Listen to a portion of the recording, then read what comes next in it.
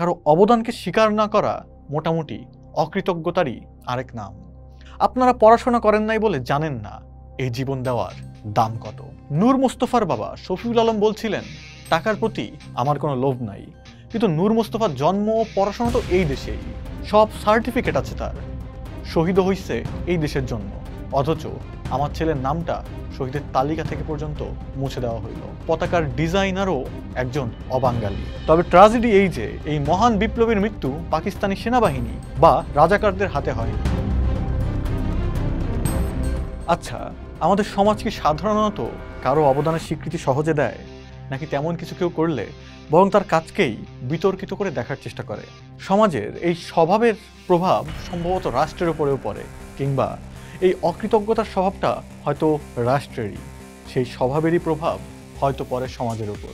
কিন্তু সম্প্রতি দেখলাম এই অকৃতজ্ঞতার অচলায়তন ভাঙার একটা উদ্যোগ নিয়েছে অন্তর্বর্তীকালীন সরকার। ৪৫ বছর ধরে বাংলাদেশের শিল্প খাতের বিকাশে অবদান রাখায় কেপিজেড পরিচালনাকারী প্রতিষ্ঠান ইয়াং ওয়ান কর্পোরেশনের চেয়ারম্যান কিহাক সাংকে দেওয়া হয়েছে সম্মানসূচক নাগরিকত্ব। নিঃসন্দেহে কিহাক সাংকে সম্মান জানিয়ে সম্মানিত হয়েছে বাংলাদেশ নিজেও। যদিও বন্ধুত্বের কোনো আলাদা স্বীকৃতির প্রয়োজন নেই, তবু কারো অবদানকে স্বীকার না করা মোটামুটি অকৃতজ্ঞতারই আরেক নাম। জাতীয় পর্যায়ে এমন অকৃতজ্ঞতা দেখানোর নজিরও নিতান্তই কম নয় আমাদের বাংলাদেশের। যেমন জুলাই শহীদের তালিকার কথাই ধরুন, যেখানে নাম নেই রোহিঙ্গা শহীদ নূর মুস্তফার।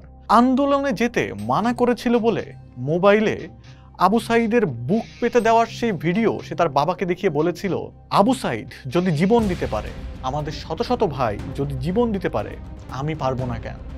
আপনারা পড়াশোনা করেন নাই বলে জানেন না এই জীবন দেওয়ার দাম কত। ৫ আগস্ট সকালে লুকিয়ে বের হয়ে যাওয়ার সময় তাকে দেখে ফেলে তার এক বন্ধু। সে তার বন্ধুকে অনুরোধ করেছিল সে যে আন্দোলনে যাচ্ছে বাবাকে যেন তা জানানো না হয়। সেদিন দুপুরেই কক্সবাজার ঈদগাহ থানার সামনে গুলিবিদ্ধ হয় নূর মুস্তফা। সেই গুলি পিঠের মাঝখান দিয়ে ঢুকে বুক দিয়ে বের হয়ে যায়। হাসপাতালে নেওয়া হলে ৬ তারিখ দুপুরে সেখানেই শেষ নিঃশ্বাস ত্যাগ করে নূর মুস্তফা। শহীদ নূর মুস্তফার বাবা শফিউল আলম মিয়ানমার থেকে বাংলাদেশে এসেছিলেন ১৯৯২ সালে। এরপর কক্সবাজার ঈদগাহ এলাকায় স্থায়ী বসতি করেন। ১৭ বছর বয়সী নূর মুস্তফার জন্ম বাংলাদেশের মাটিতেই। স্থানীয় দারুস সালাম দাখিল মাদ্রাসায় ১০ম শ্রেণীর ছাত্র ছিল সে।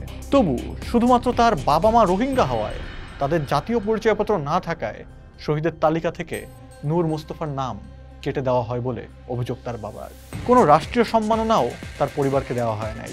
নূর মুস্তফার বাবা শফিউল আলম বলছিলেন, টাকার প্রতি আমার কোনো লোভ নেই, কিন্তু নূর মুস্তফার জন্ম ও পড়াশোনা তো এই দেশেই, সব সার্টিফিকেট আছে তার, শহীদও হইছে এই দেশের জন্য, অথচ আমার ছেলের নামটা শহীদের তালিকা থেকে পর্যন্ত মুছে দেওয়া হইল।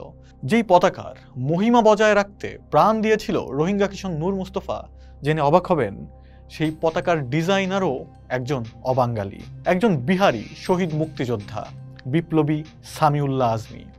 আমাদের যে জাতীয় পতাকা সেটা নকশা করেছেন খালেদা বেগম মঞ্জি নামের এক গোপন বিপ্লবী, যিনি এই কৃতিত্বের সাথে জড়িয়ে নেন তার স্বামী ও সহযোদ্ধা সামিউল্লাহ আজিমকে।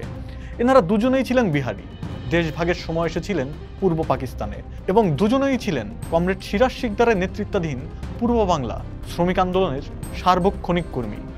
পূর্ব বাংলা শ্রমিক আন্দোলন গঠিত হয় ১৯৬৮ সালে, এবং শুরু থেকেই এই সংগঠনের ম্যানিফেস্টো ছিল পূর্ব বাংলা বা বাংলাদেশের স্বাধীনতা। ৭১-এর টালমাটাল সময়ে পশ্চিম পাকিস্তানের শাসক গোষ্ঠী যখন শান্তিপূর্ণভাবে নির্বাচিত প্রতিনিধির কাছে ক্ষমতা হস্তান্তরের টালবাহানা করছিল, তখন খালেদা বেগম মঞ্জি পতাকার নকশাটি আঁকেন। তিনি এ নকশা তাদের সংগঠন প্রধান সিরাজ শিকদার ও অন্যান্য কমরেডদের দেখান। স্বাধীনতাকামী দলগুলোর এক সমন্বয় সভায় সিরাজ শিকদার জাতীয় পতাকার ওই নকশাটি নিয়ে যান। আসম আব্দুর রব ১৯৭১ সালের মার্চের ২ তারিখে ঢাকা বিশ্ববিদ্যালয়ের কলাভবনের সম্মুখে যে পতাকাটি উত্তোলন করেছিলেন, এটি ছিল সেই নকশার পতাকাই। শিবনারায়ণ দাস সেই পতাকাটি সেলাই মেশিনে সেলাই করেছিলেন মাত্র। ১৯৭১ সালে নিজের দলবল নিয়ে মুক্তিযুদ্ধে যোগ দিয়েছিলেন সামিউল্লাহ আজমি। পাকিস্তানি বাহিনীর কাছ থেকে মুক্ত করেছিলেন সাভার অঞ্চল। তবে ট্র্যাজেডি এই যে এই মহান বিপ্লবীর মৃত্যু পাকিস্তানি সেনাবাহিনী বা রাজাকারদের হাতে হয়নি। এই মহান বিপ্লবীকে তার 9 জন সহযোদ্ধা সহ যৌথভাবে পাক বাহিনীর বিরুদ্ধে লড়াই করার মিথ্যে প্রস্তাব দিয়ে ডেকে নেওয়া হয়েছিল টাঙ্গাইলের এক বাড়িতে। সেখানে ঘুমন্ত অবস্থায় রাতের আধারে তাদেরকে হত্যা করে কাদের সিদ্দিকীর বাহিনী। কোনো গবেষকের মতে মুজিব বাহিনীর হাতেই রচিত হয় তাদের মৃত্যু। তার মৃত্যুর রহস্য নিয়ে বিস্তারিত আলাপ অন্য কখনো করব, কিন্তু আপাতত আলাপের বিষয় পতাকার নকশাকার হিসেবে বিপ্লবী খালেদা বেগম মঞ্জি এবং সামিউল্লাহ আজমির স্বীকৃতি। বাংলাদেশের অর্থনীতির বিকাশ ঘটানোর অবদানকে স্বীকৃতি দিয়ে যদি বাংলাদেশ কাউকে সম্মানসূচক নাগরিকত্ব দিতে পারে, তবে বাংলাদেশের পতাকার নকশাকারককে স্বীকৃতি দিতে বাধা কোথায় সেই পতাকাকে ফ্যাসিস্ট মুক্ত করতে জীবন দেয়া রোহিঙ্গা কিশোরকে স্বীকৃতি দিতে? বাংলাদেশের ইতিহাসে সবচেয়ে বেশি গণতন্ত্রমনা ও উদারপন্থী মানুষগুলো এখন আছে রাষ্ট্রের ক্ষমতায়। আমরা আশা রাখি যার যা পাওনা তাকে সেই স্বীকৃতি দিতে কার্পণ্য করবে না বর্তমান সরকার। পোস্ট দেখুন, করুন, ভাবুন, থাকুন পোস্টের সাথেই।